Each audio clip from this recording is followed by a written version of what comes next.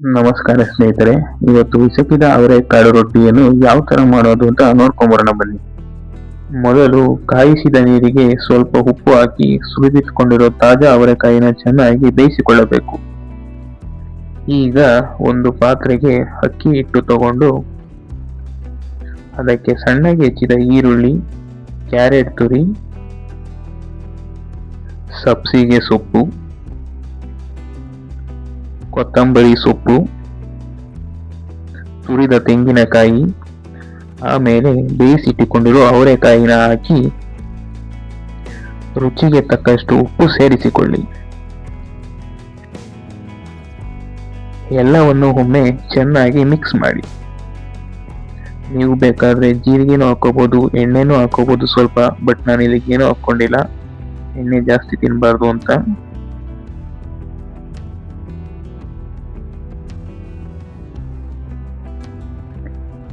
ಈಗ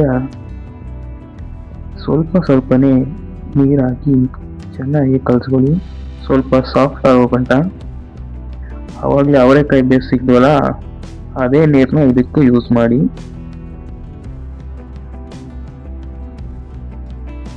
ಈ ಥರ ಕಲ್ಸ್ಕೊಂಡಾದ್ಮೇಲೆ ಹಿಟ್ಟು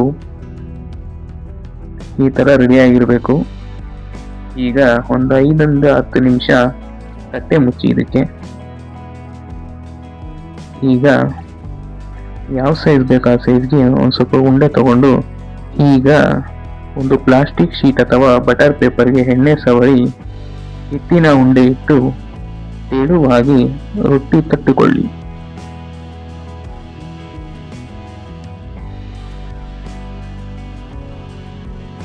ಕಾಯ್ದಿರೋ ಹೆಂಚಿನ ಮೇಲೆ ರೊಟ್ಟಿ ಹಾಕಿ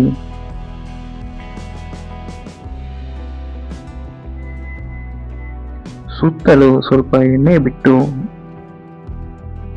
ಎರಡೂ ಕಡೆ ಚೆನ್ನಾಗಿ ಗರಿಯಾಗುವವರೆಗೂ ಬೇಯಿಸಿದ್ರೆ